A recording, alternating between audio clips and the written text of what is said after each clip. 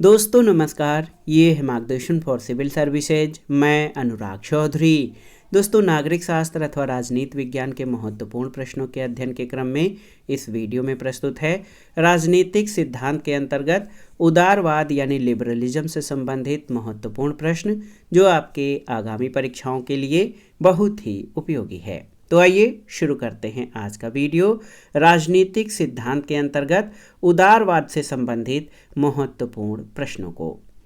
पहला प्रश्न है दोस्तों, उदारवाद निश्चित दर्शन कब बना? ऑप्शन है 17वीं शताब्दी में, 18वीं शताब्दी में, 19वीं शताब्दी में या वर्तमान शताब्दी में। तो सही उत्तर ऑप्शन सी हो जाएगा, 19वीं शताब्दी में। दोस्तों, 19वीं शताब्दी में उदारवाद को निश्चित दर्शन बनाने का श्रेय J.S. मिल, एडम स्मिथ और हर्बर्ट स्पेंसर जैसे विचारकों को जाता है। उदारवादी विचारक व्यक्तिगत स्वतंत्रता और राज्य की सत्ता को परस्पर विरोधी मानते हैं और इस कारण वे इस निष्कर्ष पर पहुंचते हैं कि सर्वोत्तम राज्य वह है जो न्यूनतम शासन करे।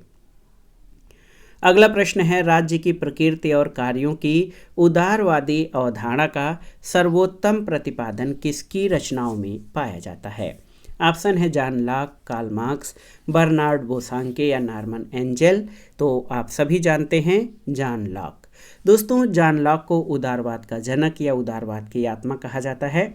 उदारवाद के विकास में जॉन लॉक की भूमिका पर प्रकाश डालते हुए एम सेलिगर ने the liberal politics of John Locke में लिखा है कि लॉक ऐसा पहला राजनीतिक दार्शनिक था जिसने आधुनिक उदारवाद को चिंतन की विस्तृत और प्रभावशाली पद्धति के रूप में प्रस्तुत किया। लॉक की two treatises of civil government ऐसी रचना है जिसमें उदारवादी अवधारणा का सर्वोत्तम प्रतिपादन किया गया है। तो याद रखिएगा, जॉन लॉक के कार्यों के उदारवादी अवधारणा, जो राज्य की प्रकृति और कार्यों की उदारवादी अवधारणा है, इसका सर्वोत्तम प्रतिपादन जॉन लॉक की रचनाओं में पाया जाता है। अगला प्रश्न है, उदारवाद का जनक किसे माना जाता है? आपको बताना है। तो सही उत्तर उदारवाद का जनक जॉन लॉक को माना जाता है। दोस्तों, 17वीं शताब्दी के प्रसिद्ध राजनीतिक विचारक जॉन लॉक को उदारवाद का जनक माना जाता है। लॉक ने अपनी कृति two treatise of civil government के अंतर्गत राज्य शक्ति के दैवीय अधिकार के सिद्धांत का खंडन किया और राज्य को न्यास या ट्रस्टी कहा, जिसका लक्ष्य लोगों के प्राकृतिक अधिकारों का संरक्षण है। अगला प्रश्न है, इंग्लिश उदारवाद में समष्टिवादी विद्रोह के प्रणेता कौन थे? ग्रीन, ब्रैडले, बोसांके या उपरोक्त सभी? तो सही उत्तर उपरोक्त सभी, ऑप्शन डी। दोस्तों, आप जान लीजिए, इंग्लिश उदारवादी परंपरा में आदर्शवाद को स्वीकार्य बनाने का कार्य ग्रीन, ब्रैडले और बोसांके ने किया। ये नहीं मान लेना चाहिए कि इंग्लैंड में आदर्शवादी आंदोलन पूर्ण रूप से जर्मन आदर्शवाद की ही उपज था।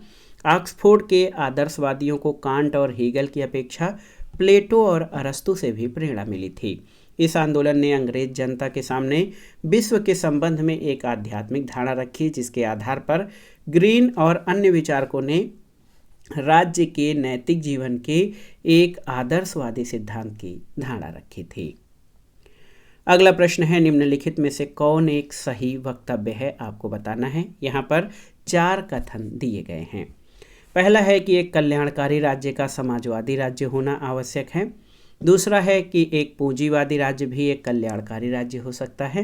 तीसरा है, एक समाजवादी राज्य एक उदारवादी राज्य हो सकता है।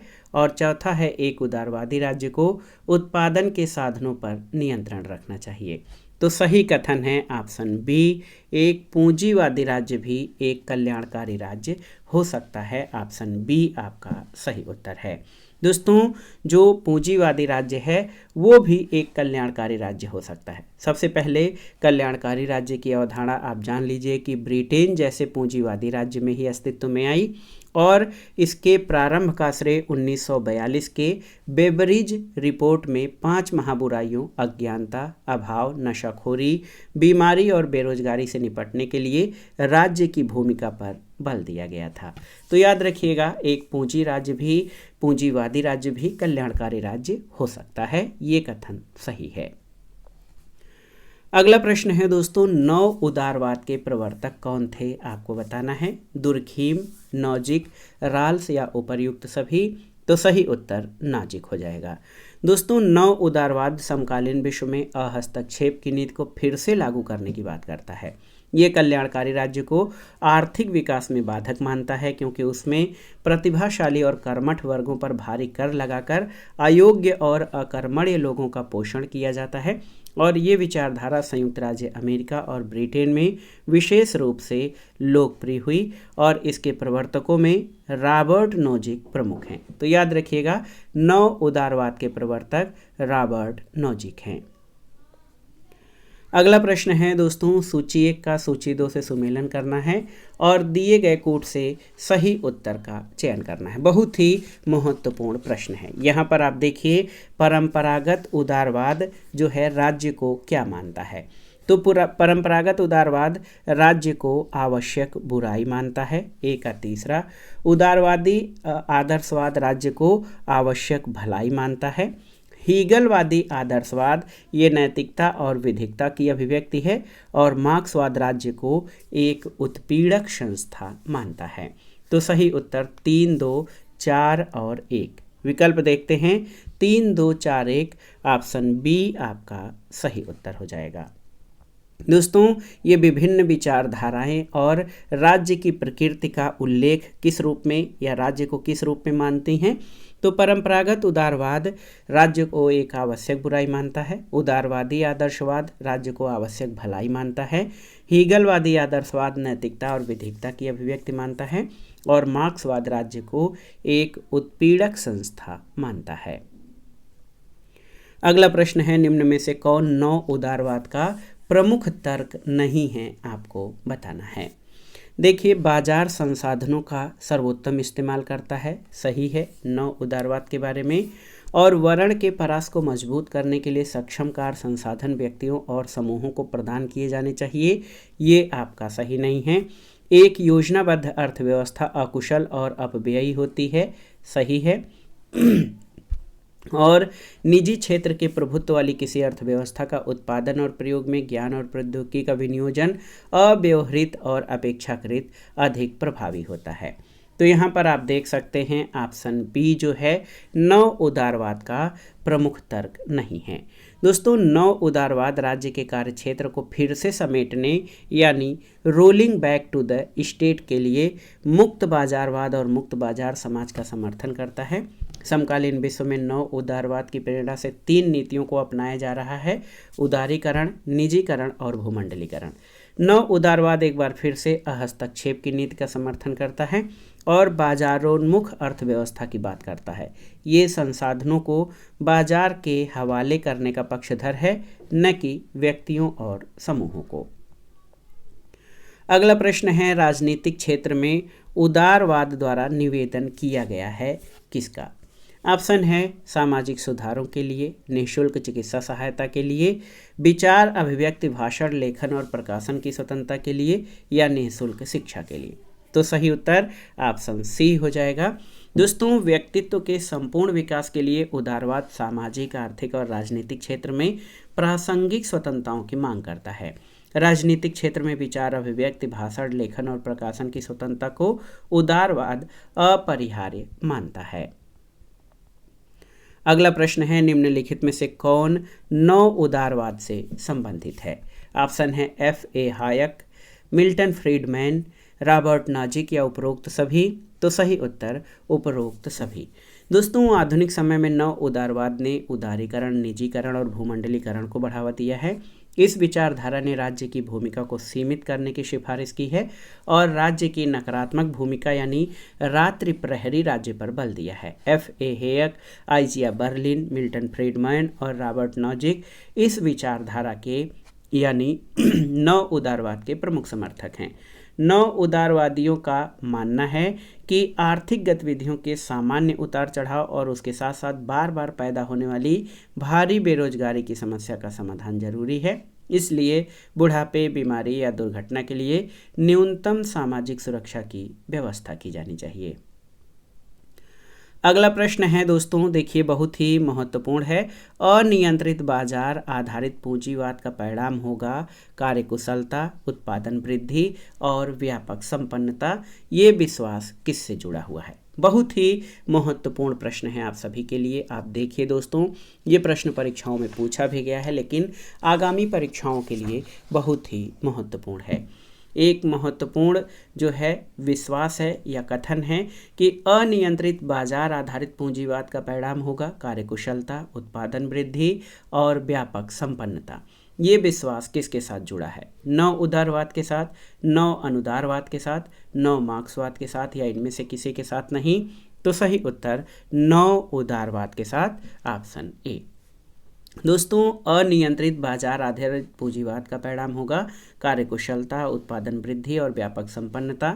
ये विश्वास 9 उदारवाद के साथ जुड़ा हुआ है। 9 उदारवाद वास्तव में शास्त्रीय उदारवाद की नकारात्मक उदारवादी धारा को पुनर्स्थापित करता है और ये राज्य के हस्तक्षेप को न्यूनतम करते हुए बाजार आधारित अर्थव्यवस्था का समर्थन करता है। फ्रेडरिक हेयक और मिल्टन फ्रीडमैन प्रमुख 9 उदारवादी विचारक हैं। हेयक ने अपनी कृति रोड टू सर्फडम यानी दास्ता के पथ पर लिखा है कि निर्देशित अर्थव्यवस्था व्यक्तियों के अव्यक्त ज्ञान का उतना उपयोग नहीं कर सकती जितना बाजार अर्थव्यवस्था कर सकती है। इसके अनुसार आर्थिक नियोजन का रास्ता सर्वाधिकारवाद की ओर ले जाता है। मिल्टन फ्रीडमैन ने कैपिटलिज्म एंड फ्रीडम में लिखा है कि पूंजीवाद स्वतंत्रता की आवश्यक शर्त है। पूंजीवाद जिसमें निजी उद्यम को स्वतंत्र विनियम का पूरा अवसर हो, व्यक्ति की स्वतंत्रता के लिए अनिवार्य है। अगला प्रश्न है, आर्थिक क्षेत्र में व्यक्तिवाद का महान समर्थक कौन है? ऑप्शन देखिए, बेंथम, हर्बर्ट स्पेंसर, लास्की या एडम स्मिथ। तो सही उत्तर एडम स्मिथ, ऑप्शन डी। दोस्तों, एडम स्मिथ अर्थशास्त्र के जनक हैं। इन्होंने अपनी कृति वेल्थ ऑफ नेशंस के 1776 में प्रकाशित होने के बाद राजनीतिक अर्थशास्त्र के स्वरूप में युगांतकारी परिवर्तन आया और आर्थिक दृष्टि से व्यक्तिवाद को बढ़ावा मिला। स्मिथ ने मुक्त व्यापार और प्रतिस्पर्धात्मक बाजार की शानदार पैरवी की। उसने सरकार के मुख्य रूप से केवल 2 कार्य, राज्य की रक्षा करना और न्याय करना, बताया था। दोस्तों, आर्थिक क्षेत्र में हस्तक्षेप के सिद्धांत का समर्थन करते हुए एडम स्मिथ ने तर्क दिया कि यदि बाजार व्यवस्था को कोई हस्तक्षेप न किया जाए तो उसमें संतुलन की स्वाभाविक प्रवृत्ति दिखाई देगी। इससे पूंजीवाद के लाभ के साथ साथ आम खुशहाली में वृद्धि होगी। इनके अनुसार सरकार के 2 कार्य हैं, राज्य की रक्षा और न्याय प्रशासन। और जब सरकार समाज के भीतर किसी विशेष श्रेणी या समुदाय को विशेषाधिकार प्रदान करके आर्थिक जीवन के विनियमन का प्रयत्न करती है, तब वह न केवल अन्याय और अत्याचार को बढ़ावा देती है बल्कि आर्थिक इष्ट सिद्धि में भी बाधा डालती है। ऐसा एडम स्मिथ का मानना था। इसीलिए उन्होंने आर्थिक क्षेत्र में हस्तक्षेप की बात की, यानी आर्थिक क्षेत्र में राज्य कोई हस्तक्षेप न करे। अगला प्रश्न है, किसने कहा था कि राज्य को आर्थिक मामलों में हस्तक्षेप नहीं करना चाहिए? ऑप्शन है, देखिए, बहुत ही महत्वपूर्ण प्रश्न है। ऑप्शन है आपके कि प्लेटो, मार्क्स, एडम स्मिथ और लॉक। तो सही उत्तर ऑप्शन सी एडम स्मिथ हो जाएगा। दोस्तों, आप जान लीजिए, नकारात्मक स्वतंत्रता के समर्थक एडम स्मिथ ने राज्य को आर्थिक मामलों में हस्तक्षेप न करने का समर्थन किया। एडम स्मिथ ने आर्थिक क्षेत्र में निजी स्वामित्व के सिद्धांत का समर्थन करते हुए हस्तक्षेप का सिद्धांत प्रतिपादित किया। इनके अनुसार व्यक्ति की आर्थिक गतिविधियों में राज्य का हस्तक्षेप न होने पर मनुष्य में कार्य करने की प्रेरणा अधिक होगी, जिसके परिणाम स्वरूप व्यक्ति अधिक से अधिक संपदा उत्पन्न करेगा और अंततः समाज के ये हित में होगा। स्मिथ के अनुसार सच्ची स्वतंत्रता वाणिज्य से ही संभव है। अगला प्रश्न है, निम्नलिखित में से कौन से विकास के परंपरागत दृष्टिकोण से संबंधित नहीं है? ऑप्शन है फ्रेडरिक लिस्ट, स्मिथ, रिकार्डो या माल्थस। तो सही उत्तर फ्रेडरिक लिस्ट हो जाएंगे। दोस्तों, फ्रेडरिक लिस्ट जर्मन अर्थशास्त्री हैं। इन्होंने विकास के परंपरागत सिद्धांत से संबंधित कोई विचार नहीं दिया और इन्होंने एडम स्मिथ की आलोचना करते हुए कहा कि राष्ट्र की समृद्धि पूंजी पर आधारित नहीं है बल्कि ये उत्पादक शक्ति की योग्यता के विकास पर आधारित है। तो याद रखिएगा, फ्रेडरिक लिस्ट विकास के परंपरागत दृष्टिकोण से नहीं बल्कि एडम स्मिथ, रिकार्डो और माल्थस ये विकास के परंपरागत सिद्धांत से संबंधित हैं। अगला प्रश्न बहुत ही महत्वपूर्ण है, संपत्ति के अधिकार की मांग किसने की थी? मार्क्सवाद, उदारवाद, समाजवाद या गांधीवाद ने? तो सही उत्तर उदारवाद ने। दोस्तों, उदारवाद के प्रणेता जॉन लॉक ने जीवन, स्वतंत्रता और संपत्ति के अधिकार को प्राकृतिक अधिकार माना और कहा कि इन्हीं अधिकारों की सुरक्षा के लिए राज्य की उत्पत्ति हुई है और उसका अस्तित्व बना है। लॉक इन अधिकारों में भी सबसे महत्वपूर्ण राइट टू प्रॉपर्टी यानी संपत्ति के अधिकार को सबसे महत्वपूर्ण मानता है। अगला प्रश्न है, ग्रीन के संपत्ति के संदर्भ में विचार छाप रखते हैं किसका? आदर्शवाद का, व्यक्तिवाद का, उदारवाद का या सभी का? तो सही उत्तर उदारवाद का। दोस्तों, राज्य के संबंध में टी.एच. ग्रीन के विचार आदर्शवादी होने के पश्चात भी संपत्ति के संबंध में उसके विचार उदारवादी हैं। अन्य उदारवादी विचारकों की तरह ग्रीन भी संपत्ति के अधिकार को व्यक्तित्व के विकास के लिए आवश्यक मानते हैं और व्यक्तिवाद या नकारात्मक उदारवाद के विपरीत वह संपत्ति के अधिकार को सामाजिक उत्तरदायित्व के साथ जोड़कर देखते हैं। ग्रीन ने संपत्ति के विषय में जिस रुख को अपनाया है उनके उस विचार को सकारात्मक उदारवाद कहा जाता है। उनके अनुसार व्यक्ति को केवल व्यक्ति के नाते कोई अधिकार नहीं मिल जाते बल्कि इसके लिए समाज की स्वीकृति भी जरूरी है। ये बात संपत्ति के अधिकार पर भी लागू होती है। इसलिए व्यक्ति को संपत्ति का अधिकार ऐसी इच्छा की पूर्ति के लिए दिया जाता है जिसका ध्येय समाज हित है और कहीं ऐसा न हो कि एक व्यक्ति की संपन्नता दूसरे की विपन्नता का कारण बन जाए और उसने संपत्ति के उसी अधिकार को मान्यता दी जो कॉमन गुड या सामान्य हित या जन कल्याण पर आधारित हो। ये विचार उदारवादी सिद्धांत को एक नई दिशा में मोड़ देते हैं जो कल्याणकारी राज्य के विचार को बढ़ावा देती है। अगला प्रश्न है, नीचे दो वक्तव्य दिए गए हैं, कथन और कारण। आप देखिए, कथन है आपका कि सकारात्मक उदारवाद राज्य को करने के लिए कुछ कार्य सौंपता है, बिल्कुल सही है। कारण है कि वह संपूर्ण समाज के सामाजिक कल्याण की अभिवृद्धि का दायित्व राज्य को सौंपता है। तो दोस्तों, कथन और कारण दोनों सही हैं और कारण कथन की सही व्याख्या करता है। बहुत ही महत्वपूर्ण है। आप देख सकते हैं, सकारात्मक उदारवाद राज्य की भूमिका का विस्तार चाहता है और राज्य की परंपरागत भूमिका पुलिस राज्य के स्थान पर सामाजिक समस्याओं के मामलों में सक्रिय हस्तक्षेप सकारात्मक उदारवाद की विशेषता है। ग्रीन, लास्की, टॉनी और एल्टी हाउस जैसे विचारक इस धारणा के समर्थक हैं। साथ ही ये जरूरी है कि राज्य उन्हीं मामलों में हस्तक्षेप करे जिनका संबंध सामाजिक कल्याण के कार्यक्रमों से है। व्यक्ति के व्यक्तिगत मामलों में राज्य का हस्तक्षेप अनुचित है। तो यहाँ पर कथन और कारण दोनों सही हैं और कारण कथन की सही व्याख्या भी कर रहा है। अगला प्रश्न है दोस्तों, सामाजिक अभियांत्रिकी या सोशल इंजीनियरिंग का सिद्धांत प्रस्तुत करने वाले उदारवादी विचारक कौन हैं? ऑप्शन है सी.बी. मैकफर्सन, कार्ल जे पॉपर, जॉन रॉल्स या एल्टी हाउस। तो सही उत्तर पॉपर। दोस्तों, सामाजिक अभियांत्रिकी सिद्धांत या social engineering theory Karl Popper ने प्रस्तुत किया। कार्ल पॉपर को राजनीतिक चिंतन और व्यवहार के क्षेत्र में वैज्ञानिक विधि का प्रयोग करने के लिए जाना जाता है। अपनी कृति the open society and its enemies के अंतर्गत पॉपर ने विशेष रूप से 3 विचारकों की मान्यताओं पर प्रहार किया। ये 3 विचारक प्लेटो, हेगल और मार्क्स हैं।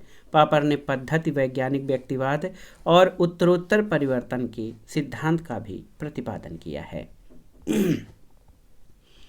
अगला प्रश्न है, निम्नांकित में से कौन एक उदारवाद की मूल मान्यता नहीं है? यहाँ पर देखिए, अधिकारों की प्राप्ति राज्य में ही संभव है, ये उदारवाद के अंतर्गत सही नहीं है।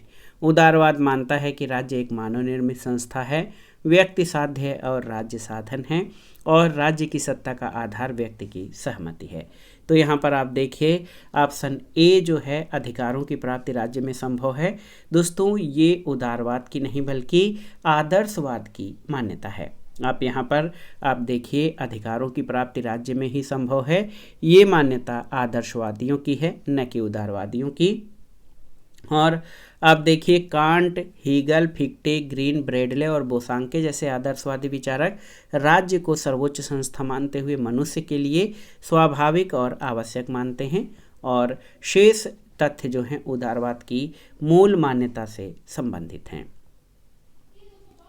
अगला प्रश्न है, एक राजनीतिक सिद्धांत के रूप में उदारवाद दो पृथक तत्वों का मिश्रण है, इसमें से एक लोकतंत्र है और दूसरा व्यक्तिवाद, ये कथन किसका है? बहुत ही महत्वपूर्ण प्रश्न है। तो ये कथन मैकगवर्न का है। ऑप्शन ए आपका सही उत्तर है।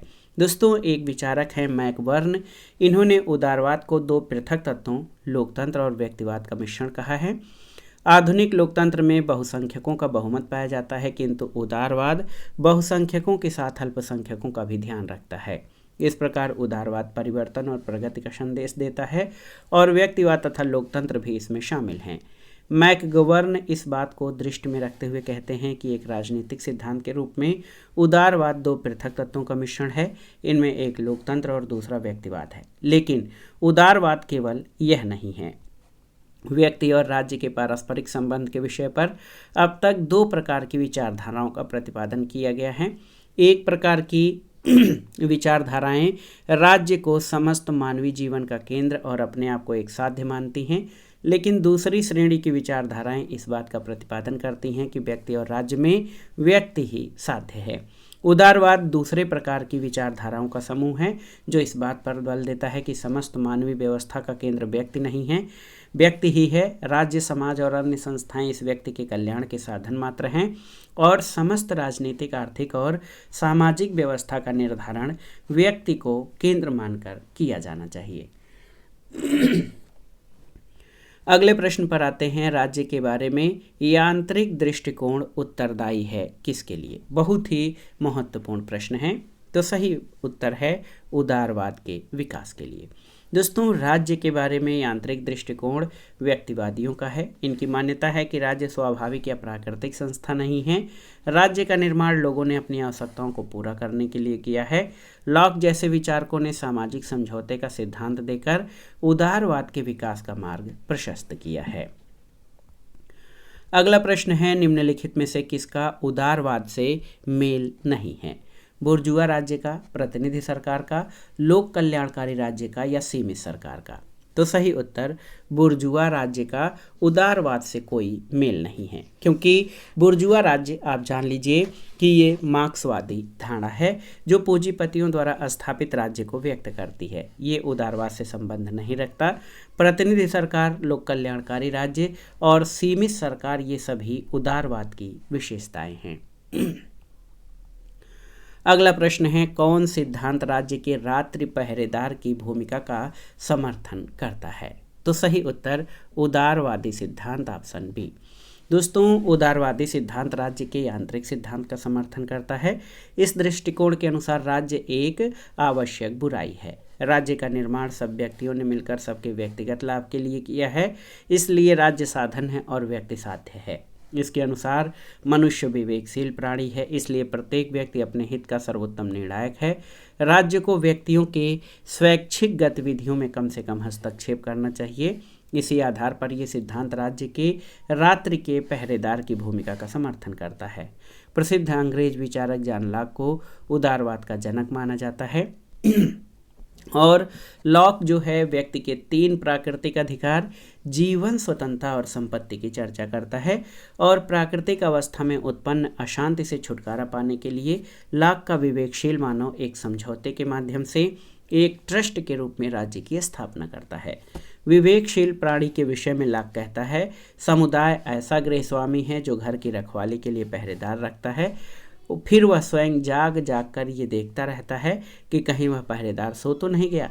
लॉक की इस तरह अन्य उदारवादी भी राज्य को केवल एक पहरेदार के रूप में समझते हैं।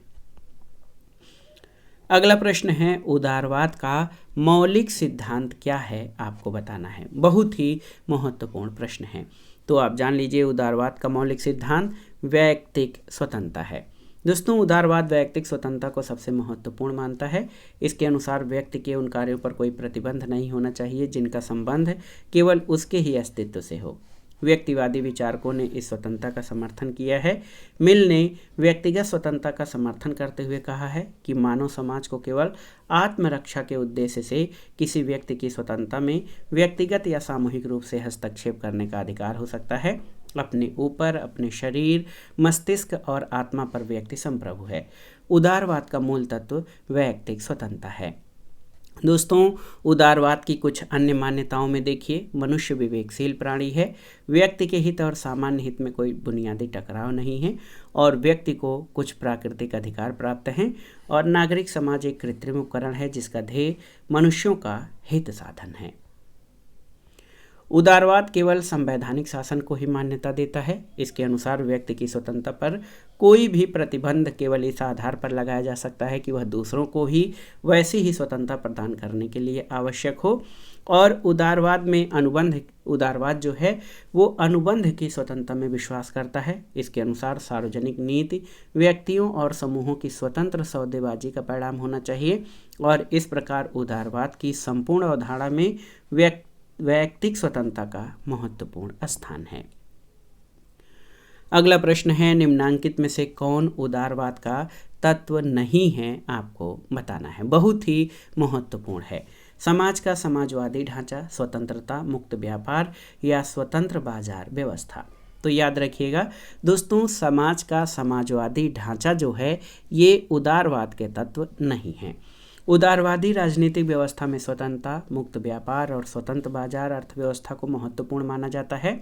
समाज का समाजवादी ढांचा मिश्रित अर्थव्यवस्था वाले देशों जैसे कि भारत में पाया जाता है, और इस व्यवस्था के अंतर्गत राज्य को सार्वजनिक कल्याण की दृष्टि में रखते हुए वैयक्तिक स्वतंत्रता पर हस्तक्षेप करने का अधिकार है।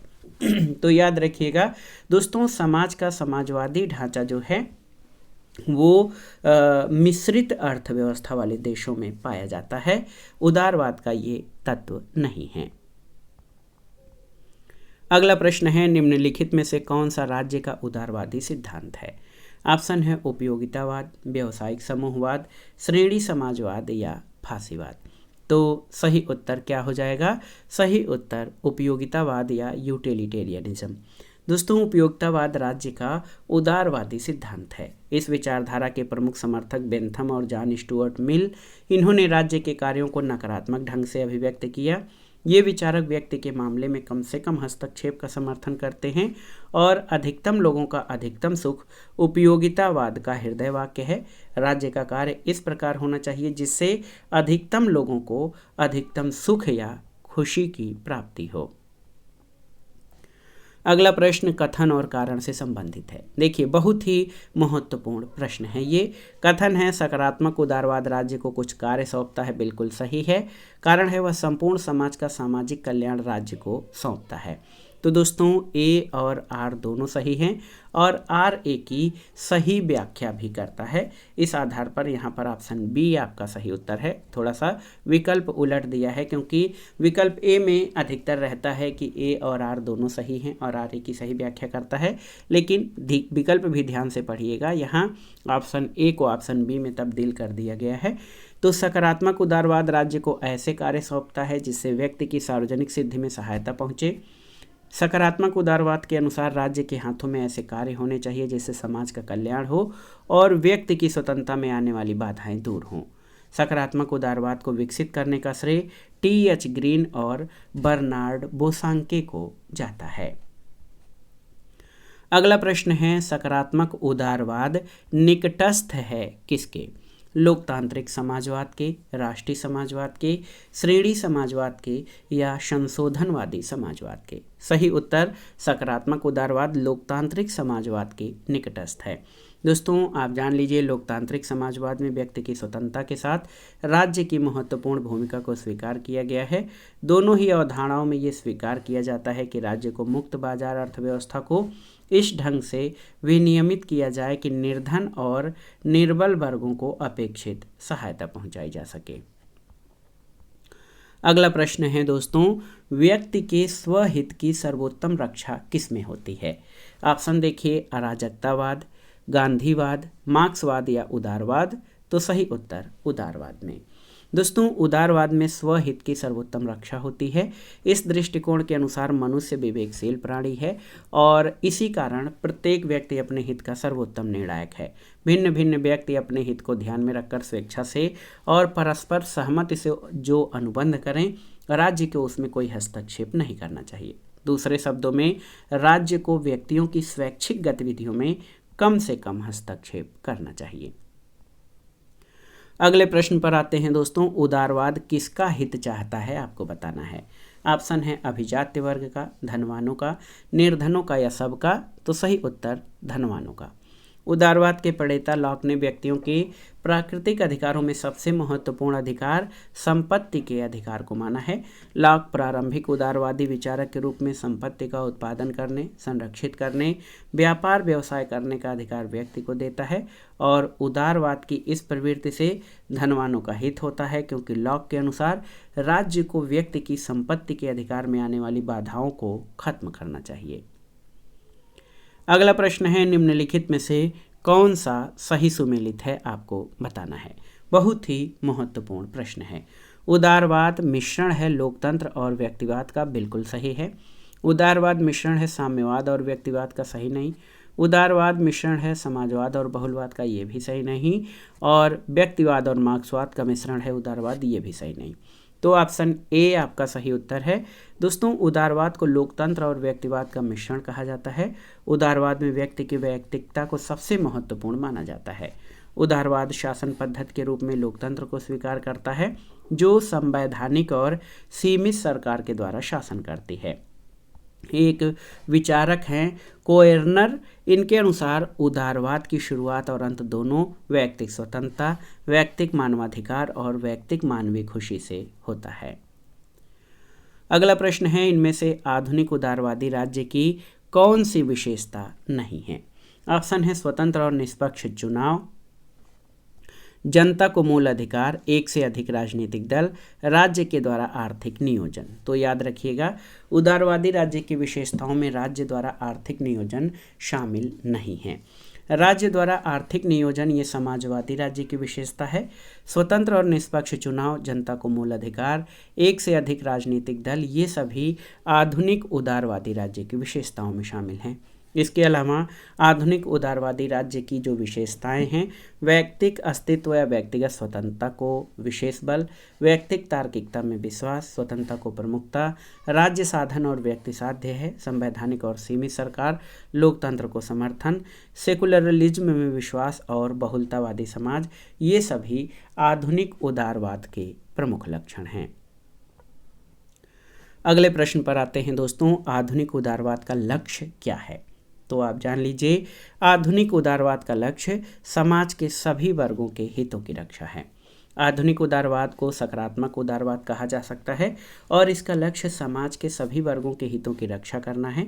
आधुनिक उदारवाद राज्य के अहस्तक्षेपवादी सिद्धांत का खंडन करते हुए नागरिकों के कल्याण के लिए राज्य के हस्तक्षेप या सकारात्मक भूमिका के महत्व पर प्रकाश डालता है।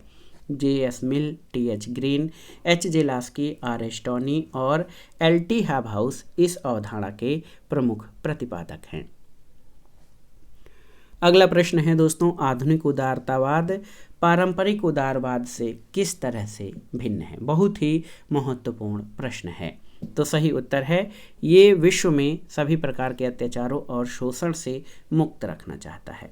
दोस्तों, आधुनिक उदारवाद और पारंपरिक उदारवाद में इस बात पे भिन्नता है कि आधुनिक उदारवाद विश्व को सभी प्रकार के अत्याचार और शोषण से मुक्त रखना चाहता है। ऑप्शन डी आपका सही उत्तर है। अगला प्रश्न कथन और कारण से संबंधित है, महत्वपूर्ण प्रश्न है। कथन है कि उदारवाद राज्य के कार्य क्षेत्र को सीमित करना चाहता है, बिल्कुल सही है। कारण है कि उदारवाद व्यक्तिगत स्वतंत्रता पर बल देता है, बिल्कुल सही है। तो दोस्तों, ये ए और आर दोनों सही हैं और ए की सही व्याख्या आर करता है। क्यों, आप देख सकते हैं, ये बहुत ही महत्वपूर्ण है, क्योंकि आप जान लीजिए कि उदारवाद राज्य की भूमिका को नकारात्मक ढंग से अभिव्यक्त करता है और इसमें ये माना जाता है कि व्यक्ति की स्वतंत्रता और राज्य की सत्ता परस्पर विरोधी वस्तुएं हैं। राज्य की भूमिका केवल प्रहरी राज्य की है और वो सरकार सबसे अच्छी है जो कम से कम शासन करे, ये उदारवाद की मान्यता है। हालांकि सकारात्मक उदारवाद नागरिकों के कल्याण के लिए राज्य की सक्रियता का समर्थक है, परंतु यहाँ पर राष्ट्रीय उदारवाद को ही प्रमुखता प्राप्त है और राज्य की इस प्रकार की भूमिका का निहितार्थ है व्यक्ति को सामाजिक, आर्थिक और राजनीतिक क्षेत्र में स्वतंत्रता। इसलिए कथन और कारण दोनों सही हैं और कारण कथन की सही व्याख्या करता है। अगला प्रश्न है, इंग्लैंड में लॉर्ड बेवरिज प्रतिवेदन ने जिस राज्य की अवधारणा को प्रकट किया था वो क्या था? तो आप जानते हैं लॉर्ड बेवरेज प्रतिवेदन, ये वेलफेयर स्टेट या कल्याणकारी राज्य से संबंधित है। ऑप्शन डी आपका सही उत्तर है। दोस्तों वर्ष याद रखिएगा, दिसंबर 1942 में इंग्लैंड में आधुनिक कल्याणकारी राज्य की अवधारणा लॉर्ड विलियम बेवरेज प्रतिवेदन के माध्यम से प्रस्तुत की गई। रिपोर्ट में 5 महाबुराइयों का अंत करने के लिए राज्य द्वारा कदम उठाने को कहा गया। ये 5 बुराइयां बेरोजगारी, बीमारी, अज्ञानता, भुखमरी और आश्रय अभाव हैं। ये रिपोर्ट सरकार से नागरिकों को पर्याप्त आय, पर्याप्त स्वास्थ्य सुविधाएं, पर्याप्त शिक्षा, पर्याप्त आवास और पर्याप्त रोजगार उपलब्ध कराने की मांग करती है। अगला प्रश्न है, कल्याणकारी सिद्धांत विश्वास करता है कि राज्य क्या है? तो सही उत्तर है दोस्तों, कल्याणकारी सिद्धांत इस तथ्य में विश्वास करता है कि राज्य एक माध्यम या साधन है। कल्याणकारी सिद्धांत राज्य को एक माध्यम मानता है। इसका मुख्य फल लोगों की अनिवार्य स्वतंत्रताओं के साथ बिना कोई छेड़छाड़ किए लोगों को कल्याणकारी सेवाएं प्रदान करना है। लॉर्ड विलियम बेवरेज ने इटली की लेबर पार्टी को प्रस्तुत अपनी रिपोर्ट में 5 महाबुराइयों जैसे बीमारी, बेरोजगारी, अज्ञानता, भुखमरी और आश्रय अभाव के उन्मूलन में राज्य की सकारात्मक भूमिका की कामना की थी।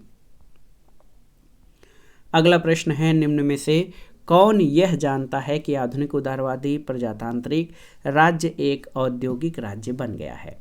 तो बहुत ही महत्वपूर्ण प्रश्न है, आप जान लीजिए दोस्तों। इसमें ये जो है ये गैलब्रेथ की मान्यता है। ऑप्शन ए आपका सही उत्तर है। समकालीन अमेरिकी अर्थशास्त्रवेत्ता जॉन केनेथ गैलब्रेथ ने अपनी पुस्तक द न्यू इंडस्ट्रियल स्टेट यानी नया औद्योगिक राज्य 1971 के अंतर्गत ये तर्क दिया कि आधुनिक उदारवादी प्रजातांत्रिक राज्य एक औद्योगिक राज्य बन गया है। और गैलब्रेथ ने अपनी कृति द इन्फ्लुएंट सोसाइटी के अंतर्गत निजी सुपर संपन्नता यानी प्राइवेट एफ्लुएंस और सार्वजनिक दरिद्रता के सह अस्तित्व की बात की थी। ब्रिटिश अर्थशास्त्री जॉन मेनार्ड किन्स ने 1930 के दशक की आर्थिक मंदी से विश्व को उबारने में मदद की। 1936 में किन्स की पुस्तक the general theory of employment, interest and money प्रकाशित हुई थी।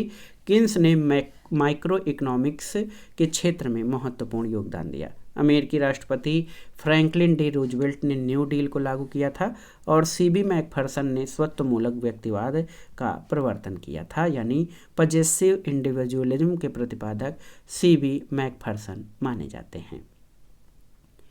अगला प्रश्न है दोस्तों कि किस राजनीति शास्त्री ने सामाजिक गतिशीलता, सामाजिक विभेदीकरण, आर्थिक परिवर्तन और राजनीतिक परिवर्तन को आधुनिकीकरण की विशेषताएं माना है? ऑप्शन है एस.एन. आइंस्टाइन, एडवर्ड सिल्स, रूडोल्फ या डेविड एप्टर।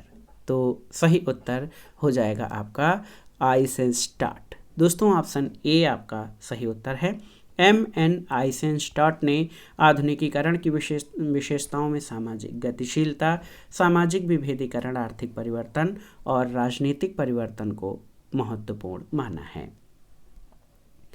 अगला प्रश्न है, अहस्तक्षेप की नीति किसकी विशेषता है आपको बताना है? तो सही उत्तर नकारात्मक उदारवाद की। ऑप्शन डी आपका सही उत्तर हो जाएगा। दोस्तों अहस्तक्षेप की नीति जो है ये नकारात्मक उदारवाद की विशेषता है। ये व्यक्ति की स्वतंत्रता में राज्य के किसी भी तरह के हस्तक्षेप को स्वीकार नहीं करता है।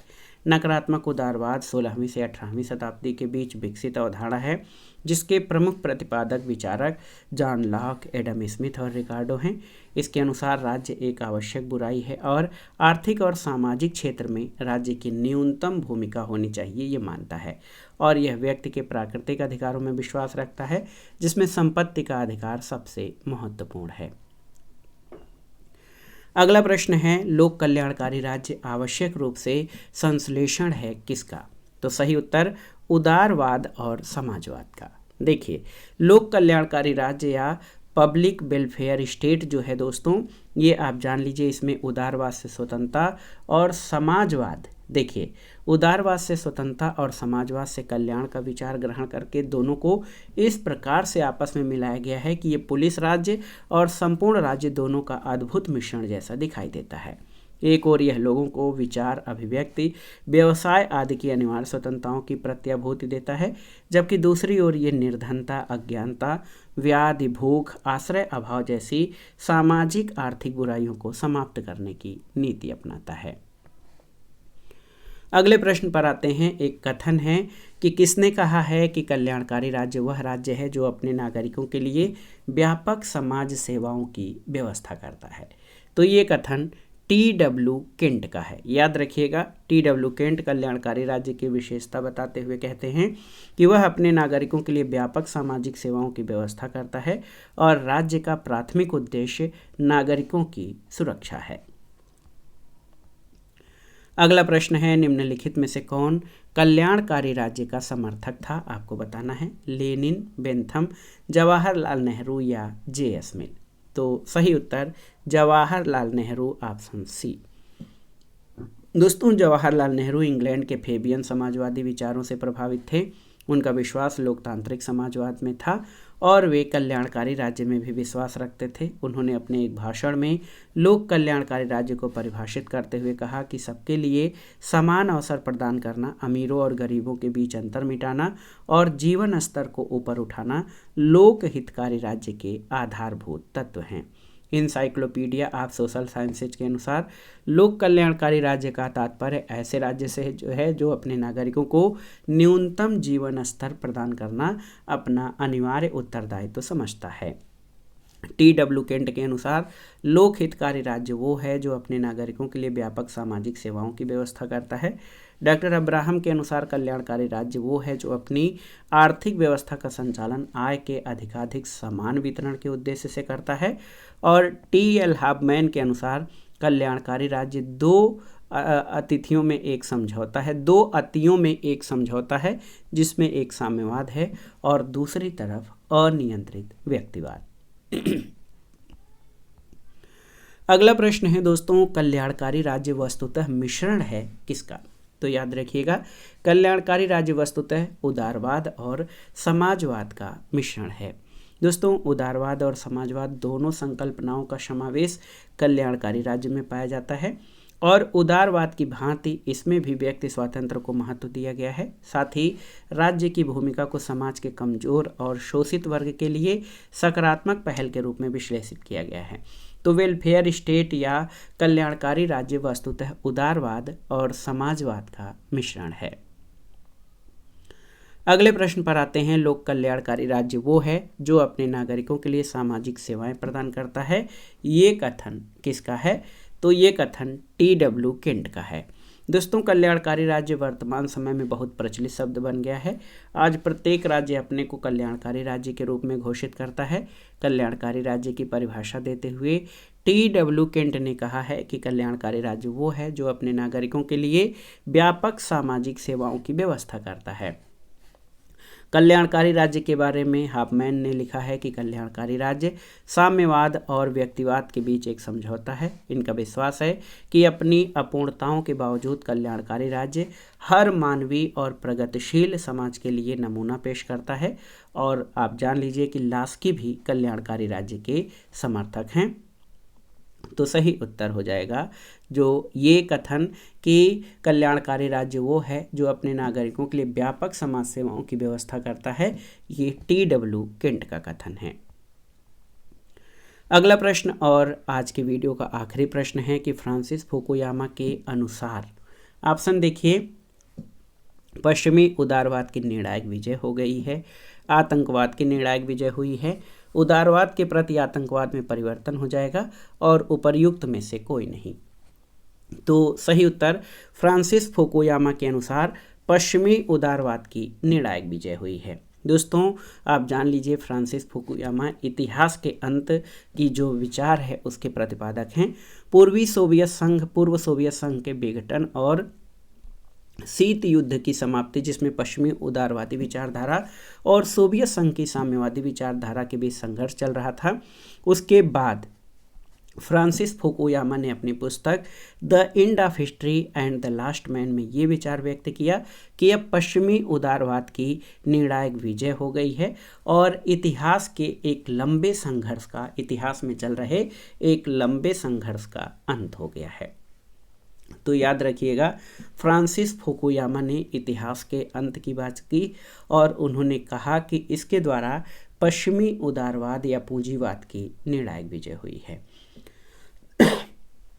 तो दोस्तों, ये था आज का वीडियो। राजनीति विज्ञान अथवा नागरिक शास्त्र से आयोजित की जाने वाली विभिन्न परीक्षाओं जैसे TGT, PGT, LT grade, government inter college प्रवक्ता, गवर्नमेंट डिग्री कॉलेज, उच्चतर शिक्षा असिस्टेंट प्रोफेसर, केंद्रीय विद्यालय संगठन और नेट जेआरएफ राजनीति विज्ञान के लिए ये बहुत ही महत्वपूर्ण और सेलेक्टिव प्रश्नों का संग्रह था, जो आपके आगामी परीक्षाओं के लिए बहुत ही उपयोगी है। आप इनको तैयार कर लीजिएगा। दोस्तों, वीडियो आपको कैसा लगा हमें कमेंट बॉक्स में ज़रूर बताइएगा। वीडियो को लाइक करें, शेयर करें और इस चैनल मार्गदर्शन फॉर सिविल सर्विसेज को सब्सक्राइब करें।